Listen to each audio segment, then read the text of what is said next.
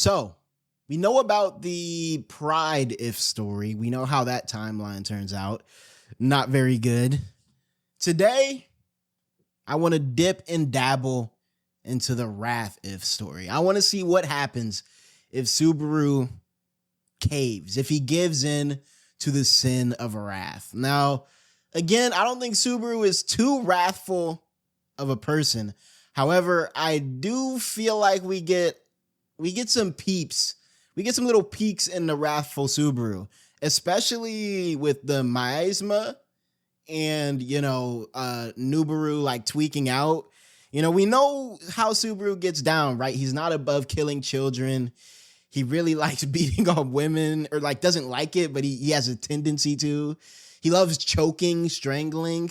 He has some consistencies of evil things that he does, right? Not to say that he's an evil person, but when he does dip into his evil side, it is a surprisingly consistent pattern of behaviors that we see from him. So I'm interested.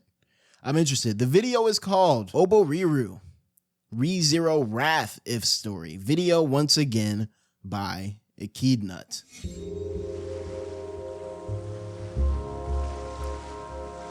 Drowning life in another world from zero. Is that the translation of Oboreru?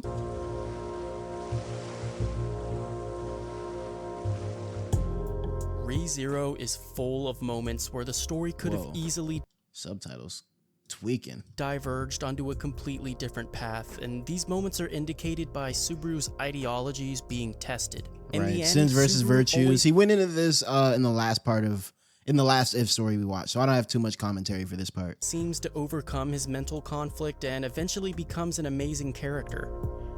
Tik, thank you for the 5, gang. On Subaru's birthday, the author releases a spin-off story explaining what would have happened if Subaru chose the wrong path. Today, we will cover Oboreru, the Wrath If story.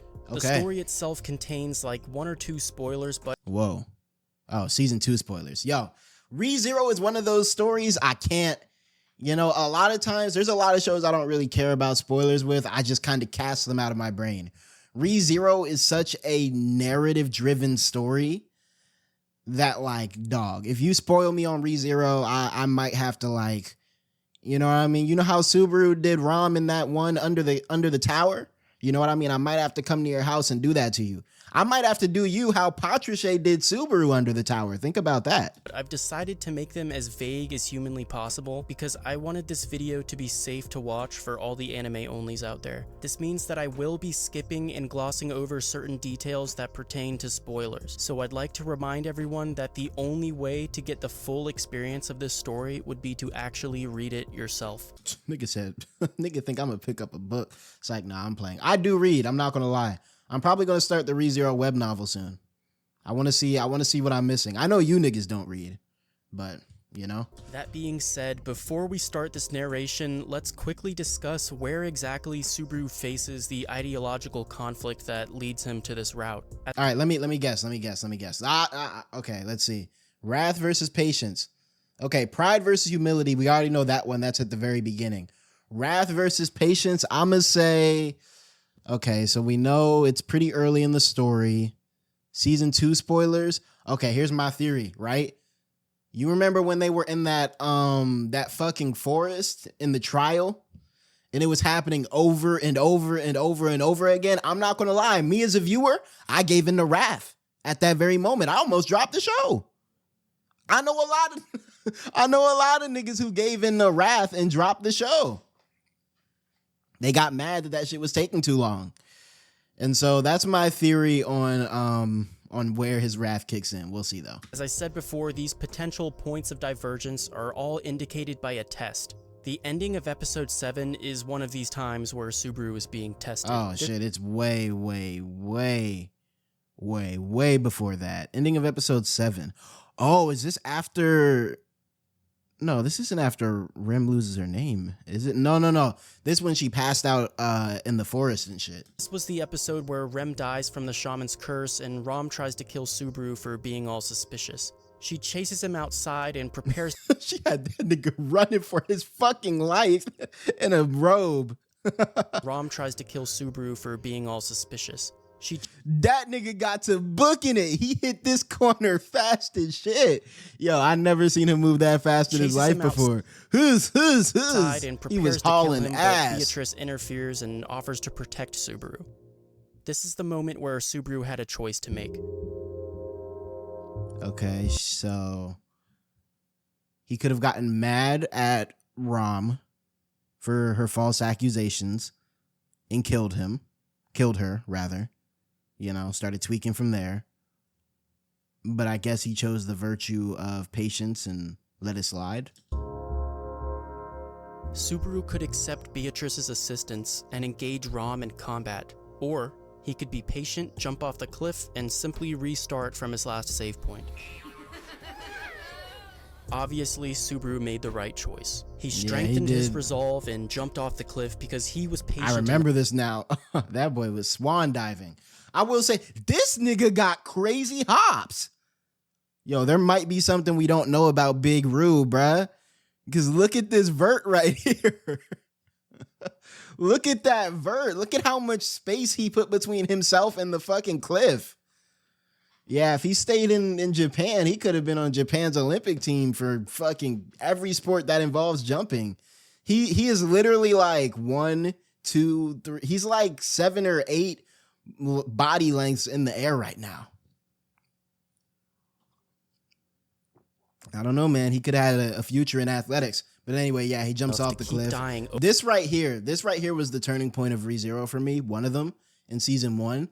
Up to this point, I was kind of like, okay, this is cool. I'll stick along for the ride. Right here was one of the points where I was like, oh, I like this. Over and over until everyone he cared about was safe.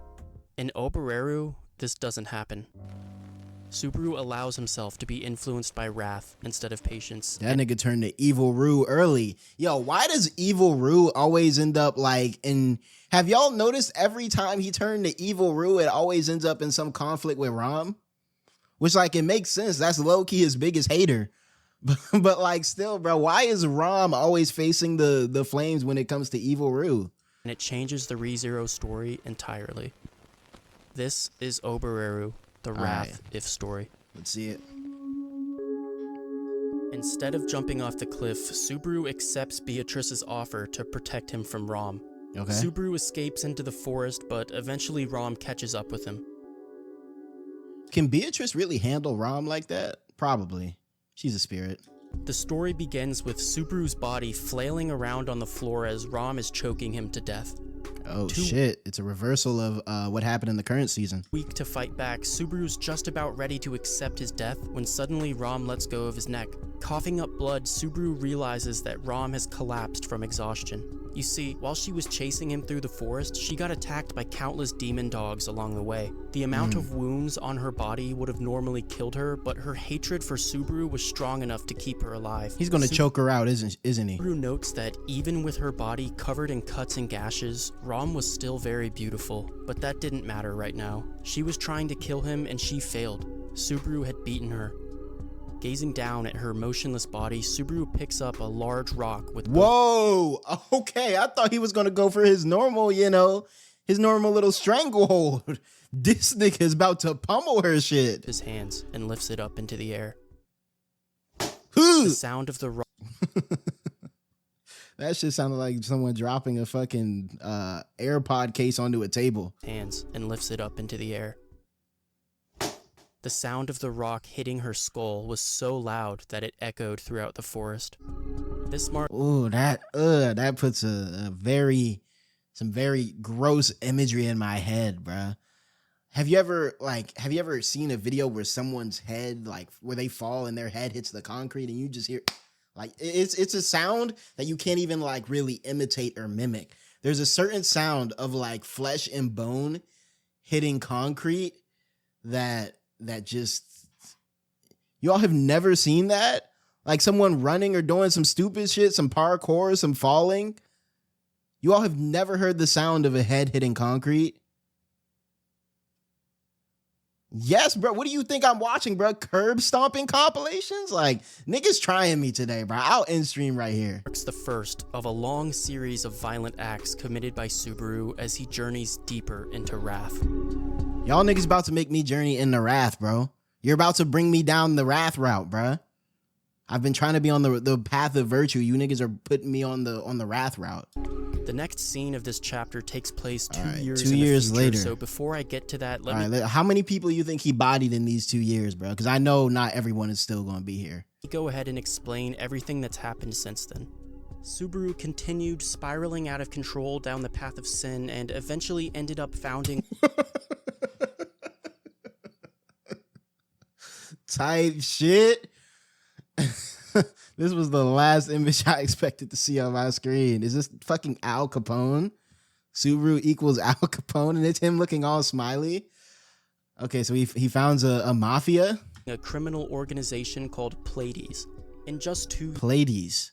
Wait, wasn't Pleiades bought up at some other point in the story? I know the constellation motif was, but I feel like Pleiades in particular, we just saw something with that. Years, Pleiades had already become infamous. Yeah, the name of the tower. So like maybe, you know, that whole idea that like we all only have a certain amount of good ideas and whatever. We still don't know who built those towers, right? But you know, Shala thinks Subaru is her master, whatever. I feel like this is further proof that some version of Subaru might be Shala's master. Because why is he like reusing, you know, digging in the same bag for naming conventions? Or Flugel is the name we know, right? But we still don't know shit about Flugel and why Shala thinks Subaru is her master. Throughout the ReZero world, and Subaru's reputation as a villain had spread around Subaru as well. is Japanese Working for for Pleiades. Subaru's organization are a nigga, is that Subaru? That's not real. Number of successful mercenaries, okay, as it's well just as the 2 of the strongest characters. Oh shit! These are the niggas they teased when talking about Reed the Stick Swinger, right? We got fucking Dogman the Furry and Blue Guy in all of ReZero. Subaru typically keeps those 2 close at his side for protection, because on his own he's still pretty weak. Yo, I'm not gonna lie, having 2 Reed equivalents at your side for protection, is that not overdoing it? But as their boss, he's ordered them to murder countless victims, often without reason. They currently reside at the Pleiades. This nigga Subaru turned to an evil fucking demon king. I find it funny, right? How Subaru, according to these if stories, is dead ass like one bad choice away from a total spiral. Like it's never like, oh, he makes the bad choice but then gets on the right path. It's like, nah, he kills someone or he stays prideful or whatever, and he just goes down the path of absolute fucking sin and degeneracy and evil. Like there's a whole lot of middle ground between the Subaru we have in our current canon timeline and fucking Galactus's evil layer over here. And yet here goes Subaru, which does make sense for his personality when you think about it. Subaru is a very like, I feel like he's a very all or nothing type of guy, right? He's either in or he's out, you know? And you know, that tends to be in the favor of the people he's working with because he will give his all to the mission, even his life multiple times over and over again. But by the flip side, if he does choose to go down that dark path instead of, you know, choosing to be Emilia's knight or whatever, which now I'm wondering how Emilia factors into this story. If he does choose to go down that dark path, he's doing it all the way. Headquarters, which is a large castle called Pandemonium. Most of Subaru's days are spent in Pandemonium's reception hall, sitting atop a luxurious throne, but occasionally he would leave Pandemonium if he had some business to take care of elsewhere. Okay. The next scene in Oboreru takes place at the Roswaal mansion. Yo, this nigga's mansion, I be forgetting how big his shit is, right? Pause. But like, come on, bro. This is so overdoing it. He has like a full hotel complex. And all, it's not even like, I don't even like the way this shit looks, bro. It makes me uncomfortable. Just windows stacked on top of windows, stacked on top of windows.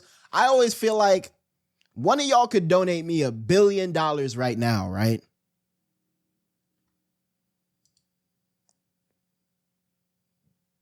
One of y'all could donate me $1 billion right now, and I would never buy a house that's this big, bro.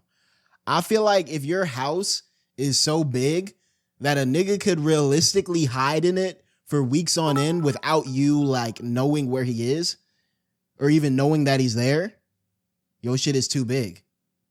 Like, you know how when you go into your house or like, you know, a place you've been staying for a long time, you kind of have like a sixth sense, right? Like you could probably close your eyes and walk around your house or your apartment or whatever. If your shit is so big that you can't even develop that sixth sense and navigate it because there's just so much space that you haven't even like, you know what I mean? That you haven't even ventured to yet, your shit is too big. Like cut this shit down, bruh. Scrape off like two of these stories. It's just the most, bruh.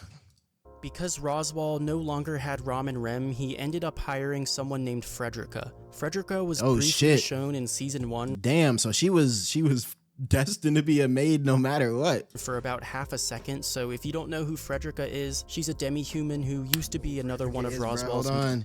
Let me give Frederica her props, bruh. Gotta give her the hand rub. All right, back to it. Maids back in the day. Anyway, Frederica was rehired as a maid to make up for the loss of Rom and Rem, but despite that, the mansion was never really the same since the day of their passing. Rom and Rem were extremely important to Roswaal. Rom in particular... Oh yeah, they did have their little relationship. ...was very special to him. Without her, Roswaal himself was incomplete. He felt as if his own life had lost all purpose. Many times Frederica tried to cheer him up, but nothing could penetrate Roswaal. Shit. Let me chill. Roswaal's force field of despair. Puck, on the other hand, was more angry than he was depressed. Wait. Why Puck here? Oh, shit. I guess Puck never would have had to tuck himself away if Subaru wasn't around. I don't know, man. But now that Puck is here, I'm kind of scared. Because didn't that nigga like freeze the whole planet or some shit? What are we going to do about Puck? He believed that the mansion was no longer a safe environment for Emilia, and he was upset with Roswaal for allowing that to happen. Puck is currently arguing with Frederica in the hallway, and he starts to badmouth... Yo, why do niggas hate Puck so much? Is there something I don't know? Like, yo, that's Puck. He was like floating around and shit. Ice and... No? Niggas don't like Puck. Interesting. Roswaal. This offends Frederica greatly because as a maid, she can't allow someone to insult the owner of the mansion. So in response, so what, Frederica gonna fade Puck? Aggressive with Puck. Okay, do you really want to get aggressive with Puck? Come on. Obviously, this doesn't end well for Frederica. Before she can even make her first move, got her shit Puck turns super her into froze. an ice sculpture. Roswaal finds Frederica still alive, trying to resist the cold, and feels obligated to save her. He starts charging up a powerful spell when suddenly he just barely manages to dodge the sword slash that was aimed for his neck. Whoa, sword slash. The attack was carried out with incredible speed, so Roswaal's quick reaction to evade it was remarkable. Who fighting him? The voice coming from behind Roswaal sounded surprised by the impressive dodge. Oh shit, this nigga Subaru sent... Wait, this isn't...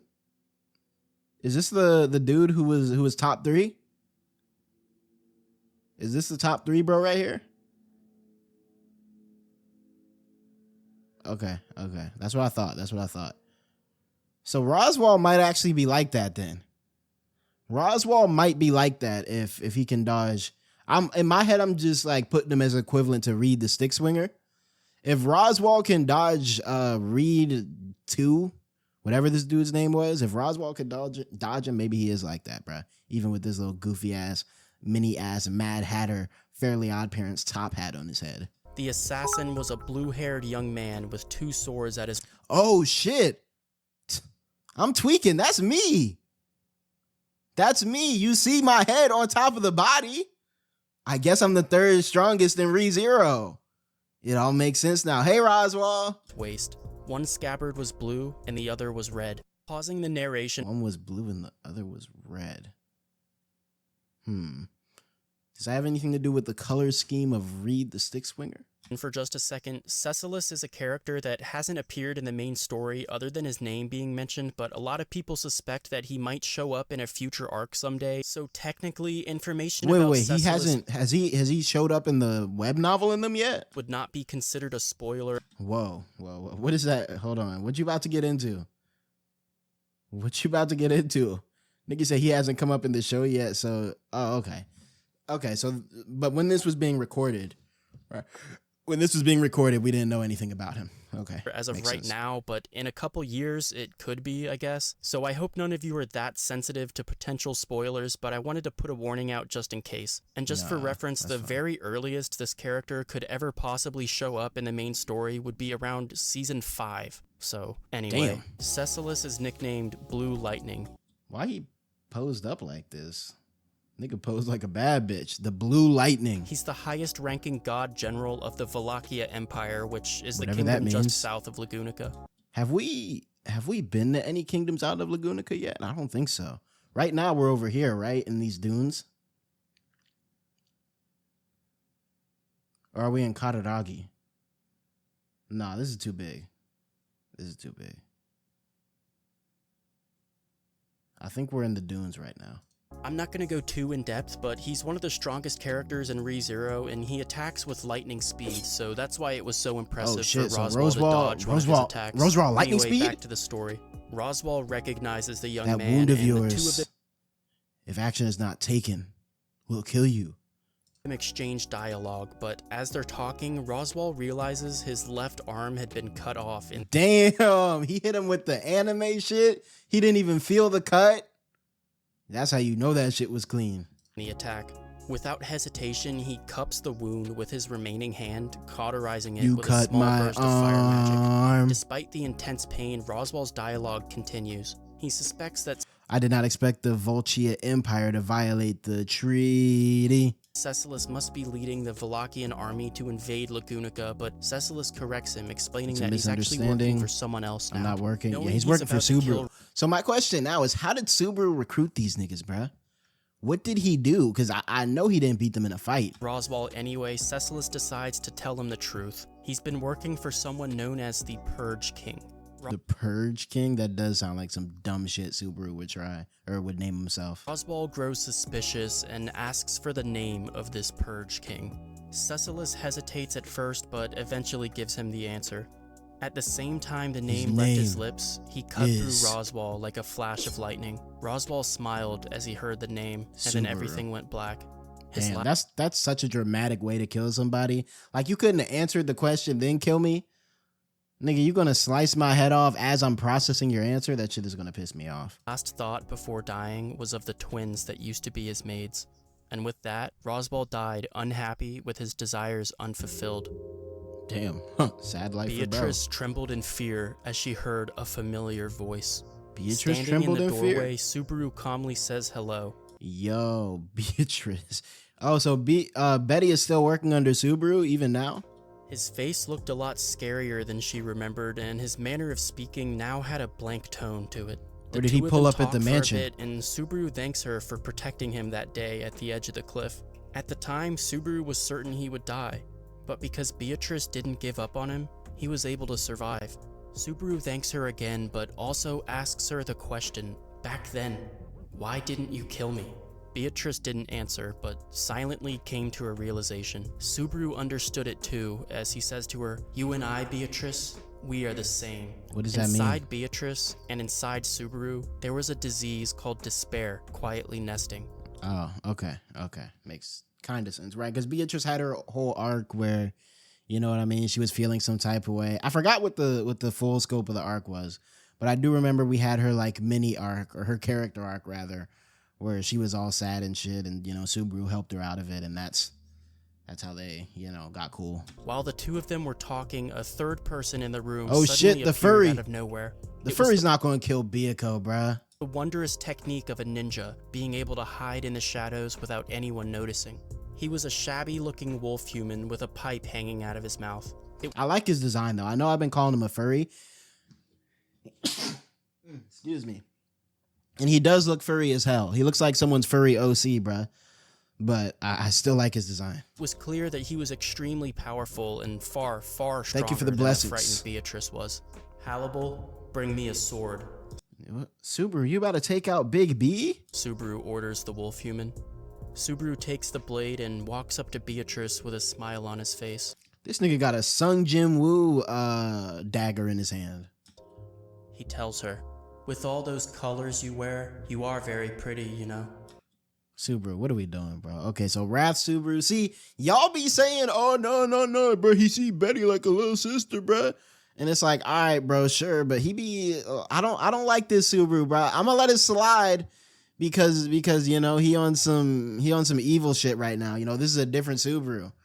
But I don't know. Why would this be written into his character? Like, they playing with fire here, bro. They playing with fire. Beatrice stares at Subaru as she starts to cry. Trembling and shaking, she asks him a strange question that this version of Subaru will never know the meaning of. Barasu? Perhaps if his life had turned out differently, he would have understood what she was asking him, but regardless, he still tried his best to give her a comforting answer. What was the question? Then, as her last set of tears hit the floor, Subaru kills Beatrice with his blade. Why was I of the impression that Betty couldn't be killed by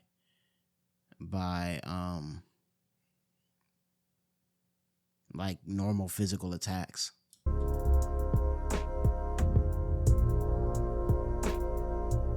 So for anyone who didn't understand what just happened, the Roswaal mansion was no longer a safe environment for Emilia to stay in, so Puck and Subaru formed a plan to kill everyone in the mansion and then bring Emilia back to Subaru's castle. Okay. The two new characters, Cecilis and Hannibal, are Subaru's most trusted allies, so he ordered Cecilis to kill Roswaal and told Hannibal to help him with Beatrice. Whoa. So Puck was plotting?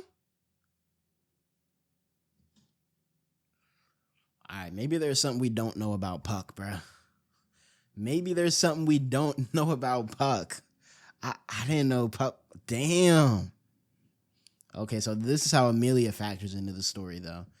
I think Emilia's gonna probably play a big role in all of these stories.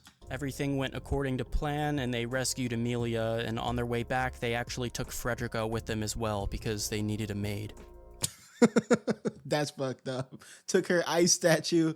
Yeah, we'll defrost her when we get to the crib, bro. I need a maid anyway. Pandemonium Man, just leave me was there a at that large point. building, so there was a lot of work for Frederica to do as the new maid. Not only did she have to cook and clean for everyone, but she also had to clean up the messes Subaru would make. Ugh. Why? Why is he doing this? For example, an elderly merchant arrived at Pandemonium to discuss business with the organization, and he made sure to be very polite and delicate with his words, taking care not to offend Subaru. See, my question is, why would you even start working with a company called Pandemonium? I mean, I guess if they're the mafia, they probably gonna strong arm you into it. But at that point, just run away and hide for as long as you can before this nigga finds you. In the end, Subaru appeared to be satisfied with the meeting, but as the merchant was on his way out, Subaru flipped a coin.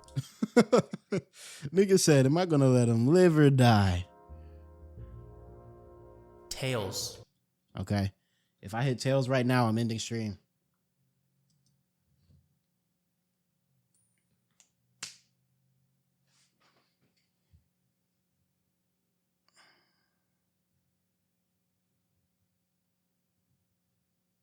What is it?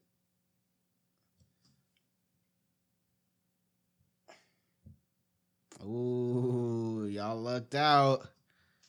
Y'all lucked out. Be careful out here, He said, and that was the last thing the old man heard before he was decapitated by Hannibal.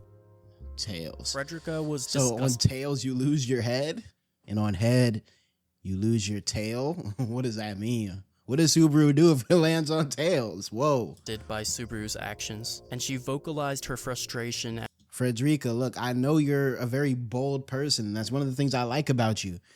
But do you not see what this nigga is on? As she disposed of the man's corpse, but Subaru wasn't happy with Do you Frederica's think you're some sort of disrespect. god? So later that night, when she brought him his dinner, he flipped another coin as This she was nigga think he Two-Face. I'm on your ass, Subaru. leaving. Heads, he said. Don't Okay. worry, Frederica. Your family is safe for now. Whoa. He about to go off after that nigga Garfield. Frederica left the room with tears in her eyes, wondering why her life had ended up like this. Because Subaru got mad instead of smoking his shit. Damn, now to think of it, right? That's kind of crazy, bro. Because I don't think Subaru, like his wrath isn't fully unjustified here.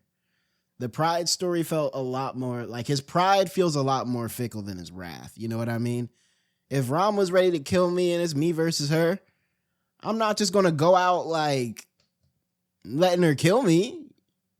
You know, now, well, if I knew I had return by death, then that's different, right? But you know what I mean? Like, it's kind of, I'm just trying to figure out how that one choice just let him down the cascade of becoming a super murderer, mafia boss, evil villain. Like killing once out of, well, I guess it wouldn't be necessity if you knew you had return by death, right? And that's what makes it different. Like, let's say I had return by death and I was in a life or death situation where someone was trying to kill me. Out of respect for that person's life, I probably wouldn't kill them if I knew I could come back. You know? Subaru's behavior eventually led to his nickname, the Purge King. The Purge King truly... Okay, bro. Yo.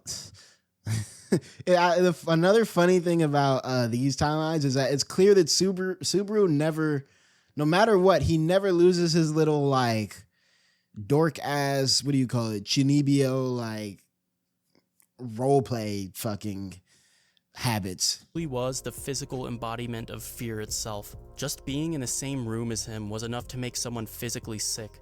Oftentimes, he would let a person's fate be decided by the result of a coin flip. Heads they live, tails they die. The slightest annoyance, even by one of his own men, would sometimes be a death sentence. Even his most trusted allies, Hannibal and Cecilus, would occasionally have their lives threatened. But like, how would he carry that out? What power does he hold over these niggas? Does he have some archbishops, like authorities we don't know about? In the deepest part of the building, there was a heavily guarded room that housed Emilia, whom everyone referred to as the princess. Emilia wasn't allowed to leave. So now we got her kidnapped. So it is, no matter what, right? A common ground in all these stories, Subaru's Emilia obsession is clearly core to his being. Leave the room, and she had no visitors other than when Subaru needed a therapeutic lap pillow, which was about once every 10 days. Stressed about his job, sobbing into Emilia's lap was the only thing that could calm Subaru down. But when Subaru wasn't paying her a visit, she was all alone with Puck for 24 hours a day, and she wasn't sure if she resented Subaru for that. Wasn't sure? Yo, Emilia too nice, bro. Talk about, I'm not sure if I resent you for keeping me locked up. Previous life was filled with humiliation and helplessness. She dropped out of the royal selection after Ram and Rem died.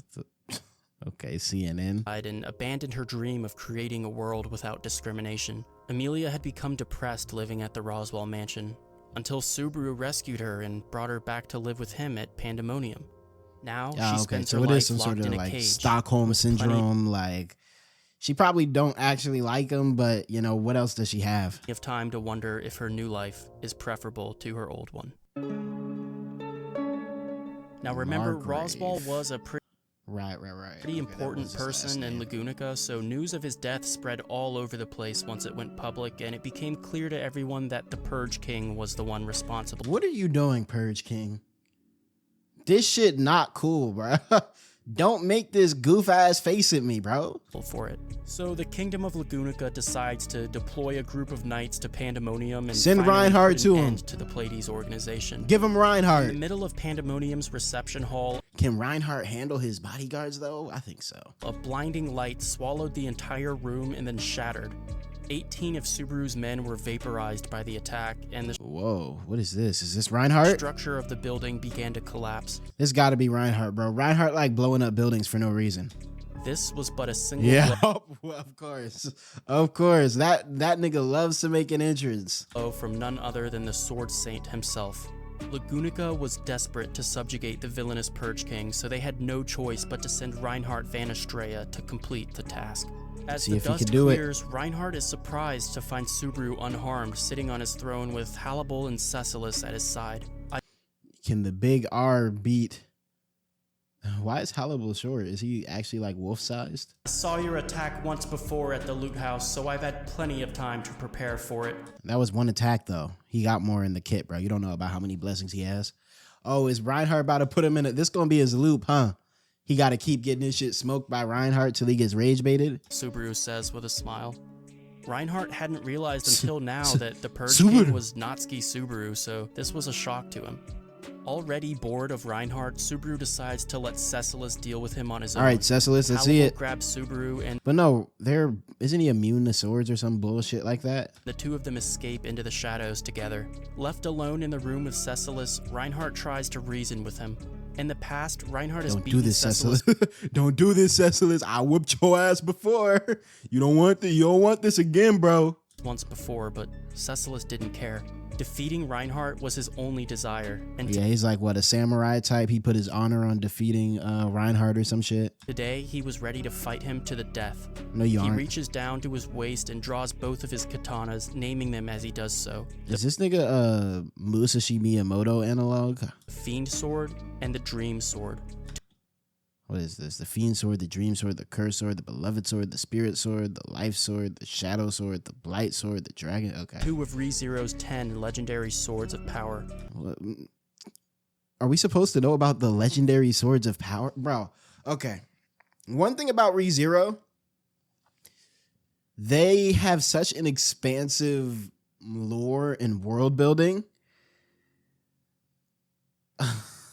Like, are we ever going to broach all of this in the anime? I'm sure there's already, like, we're on season, what, 4? Are we just finna be watching ReZero till we're all like 65? Is this just gonna be like a not like a never ending show, but you know what I mean? One of those long ass shows? Is this gonna be like a One Piece type shit? Because the way they speak about, like, even now in season 4, we're on what, like arc 6? How many arcs have been written? It just seems like a lot, bro. That's one thing I do get worried about with ReZero, is that it does seem like a very expansive series. And, you know, I just wonder if we're going to be able to get it all animated. I don't even care about the timing, but, like, you know what I mean? Trends change. What's popular changes. I'm sure the web novel will finish one day, right? And web serials are also kind of weird because they're incentivized to go on as long as possible. But I just hope we we get through. Like, what is all this, bro? I didn't even know this existed. In response, Reinhardt does the same with his own weapon. Reed, the Dragon Sword. Huh? What did you call that? Two of ReZero's 10 legendary swords of power. In response, Reinhardt does the same with his own weapon. Reed, Okay, I thought I was tweaking. So the sword is called Reed. the Dragon Sword. He's swinging the stick swinger. He's swinging the stick swinger's stick. Pause. Hearing the sound of that glowing white sword being drawn, there was no mistake that it was in fact the legendary dragon sword carried by the Sword Saint, only to be unsheathed when faced with a worthy opponent. Damn. Obviously, the sword considered Cecilis a worthy opponent. Okay, Cecilis. Well, you get to die to a goat using his best sword. Are you proud of yourself? Thank you for the sub, Luicus. Cecilis gives his name, and the battle commences. Emilia could feel the tremors echoing inside her room. Cecilis Lasso. Leah. Reinhard is here to kill Subaru, Puck tells her. The earthquakes from the epic battle had broken Emilia's door, allowing her to leave her room for the first time ever. She desperately runs And the first thing she does is fucking go inside of a fucking L'Oreal ad. What is this? through the castle searching for Subaru, but after a while she runs into Reinhard instead. Oh wait, that's good. She saved. She's a bit shocked by his appearance. Reinhardt looked incredibly weakened, and his entire body was covered in dripping wounds. Equally as surprising, he was also holding She actually the got dragon damaged sword by in his hand. Reinhardt didn't have he much actually time got to talk, so he actually got damaged by what's bro name? Cecilis or whatever. quickly urges Emilia to get outside as they had a dragon carriage waiting to bring her back to Lagunica. But Emilia didn't want to leave. She had already made up her mind, and she was staying here with Subaru no matter what. Oh yeah, she got some serious Stockholm going on. Still, Reinhardt begs her to leave the building immediately when suddenly a sword of ice pierces clean. This nigga Puck. How the fuck I thought he was immune to swords. What? I guess because it's ice. through his abdomen, making him cough up blood and fall to What? his He knees. can heal. That shouldn't. Both What? Reinhardt and Emilia were shocked at what just occurred. Reinhardt was supposed to have divine protections that should have blocked the attack. That's what I'm but thinking. Because Emilia did it unconsciously, Reinhardt's blessings couldn't detect it. Nah, you can't bullshit the bullshitter, bro. Only Reinhardt's supposed to have bullshit technicalities working in his favor, bruh. What the fuck does that mean? Because she did it unconsciously, the blessings couldn't detect it. What? If I unconsciously walk into your house and you have a security system, is the security system gonna go, oh no, he not really thinking about, like, you know, yeah, this is a Mickey Mouse victory right here. Why did you unconsciously do this, Emilia? It's not even like canon anyway, so like Reinhardt's still technically undefeated. Yes, Emilia unconsciously created an ice sword and stuck it through Reinhardt. Realizing this, Emilia started to understand. It was because Reinhardt's existence was a threat to Subaru, so stabbing Reinhardt was her unconscious mind attempting. So we always frame it as, Subaru's obsession with Emilia in all these stories, but I think it's time to start interrogating the inverse as well. Emilia clearly has some damn near supernatural obsession with Subaru as well that we're just now really starting to see in the canon and now in parts like these too. To protect Subaru. Please, Reinhardt, leave Subaru alone, Emilia says, to which nigga gonna say please after stabbing him clean through his shit. Reinhardt replies, that is not possible. Realizing she has no choice but to fight the Sword Saint, Emilia calls for Puck to help her out. Nah, bro, you can't use Puck merchantry now, bro. Come on, bro. They're not gonna give my boy Big R an L on the record. Puck appears and unleashes a gust of wind that freezes the air, forcing Man, Reinhardt fuck that to jump wind, backwards. bruh. With one last attempt at negotiation, Reinhardt, the Purge King Natsuki Subaru is responsible for 126,702 deaths. He knows that shit by heart. Informs Emilia that Subaru had been responsible for over 126,000 deaths. Emilia wasn't aware of any of this, but it didn't matter. That nigga keeps you locked up and calls himself the Purge King, Emilia. What do you think is going on?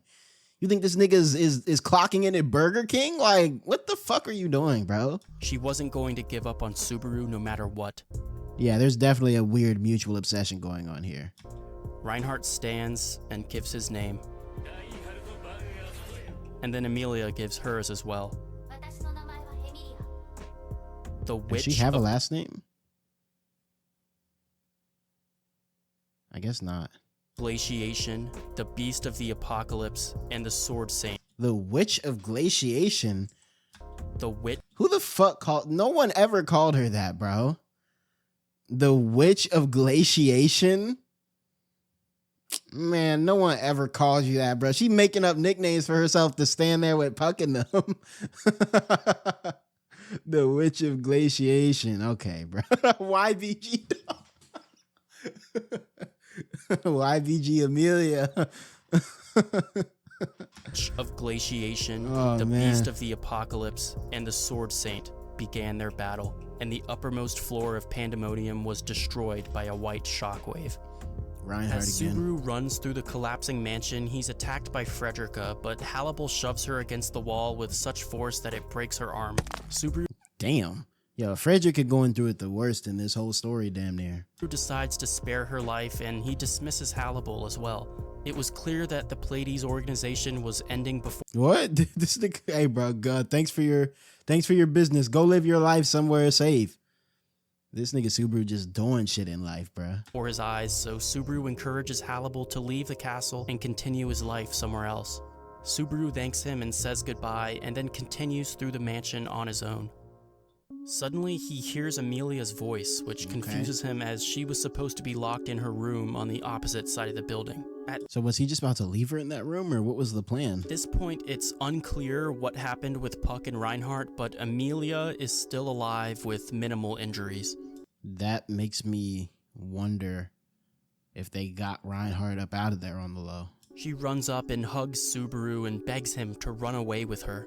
She explains that she did resent him at first for what he did to her, but it didn't matter anymore. Oh, Even hell nah. What type of creepy ass fucking yandere obsession shit is this? after she learned of all the evil acts he committed as the Purge King, Emilia had forgiven him for all of it. And something about that made Subaru distrust her. Yeah, no shit, bruh. Something about that? How could anyone forgive him for all of the horrible things he's done? It's impossible, he thought. Subaru shoves her across the hallway and calls her a liar. All his other thoughts disappeared, and Whoa. There was fear. There was but fear. There was only fear. Only fear. Fear, fear, fear, fear, fear, fear, fear, fear, fear, fear, fear, fear, fear, fear, fear, fear, fear. Fear, fear, fear, fear, fear, fear. Okay, that was one line. I'm not going through all that. everything in his head was suddenly replaced with fear. As Subaru watches in horror, Emilia's color slowly fades to gray. He starts to scream in agony as Emilia's silver hair and amethyst eyes turn to black and white. So this was a detail I chose not to include in the summary until now, but basically at some point early on in the story, Subaru lost the ability to see color. Okay, good to know. He got, what's that shit from Witch Hat? Silver wash. Everything was black and white except for a few people. Remember what he says to Beatrice before he kills her? With all those colors you wear, you are very pretty, you know. Oh, he saw her in color, huh? Interesting. Beatrice was one of the only things left in the world that still had color for Subaru. Everything else that was He black beat the allegations for now. and white, he considered a lie. Even Hannibal and Cecilus were black and white. Reinhard he expected to at least have a hint of color, but no, he was black and white as well. They were all fake to Subaru. Except Emilia at one point, right? The only people that still had their color were Beatrice and Emilia. Subaru killed Beatrice, and now Emilia had just lost her color. So now the entire world was black and white for Subaru.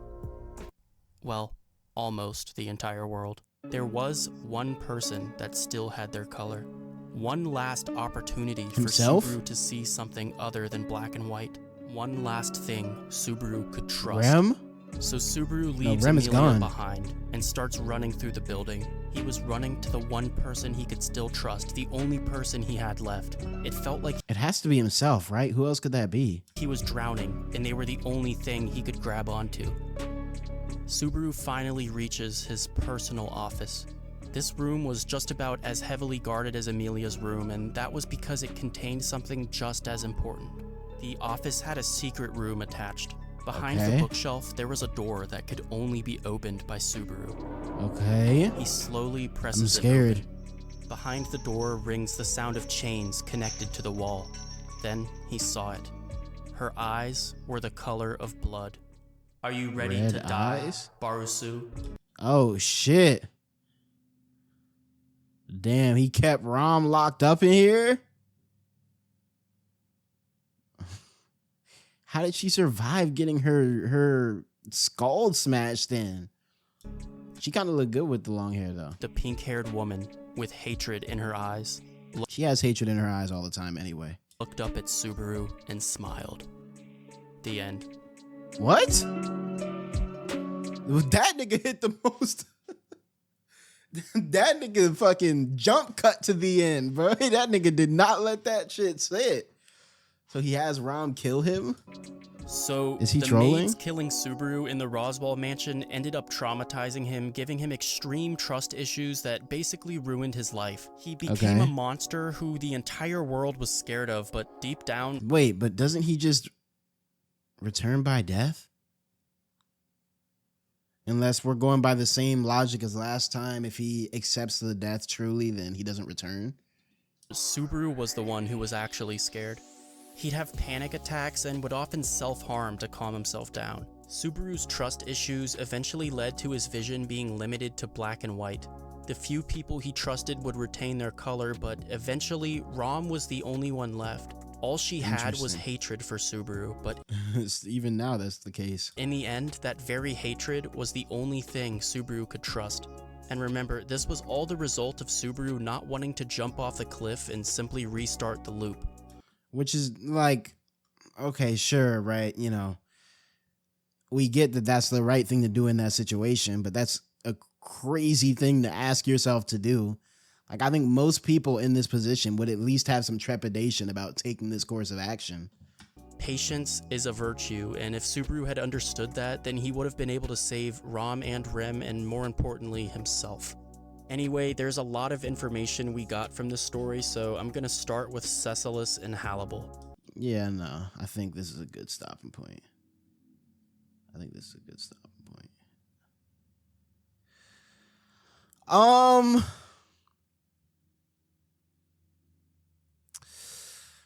didn't like that one as much as Pride. I think it dipped a bit too much into, super edgelord Subaru. And the ending was kind of abrupt. He just offs himself by going to Rom. I mean, I guess. I think Pride did a better job accounting for the return by death, right? Because the major plot hole in my mind for this one is that, any death that he does have isn't permanent, right? That's kind of like the whole thing. And so, yeah, we'll see.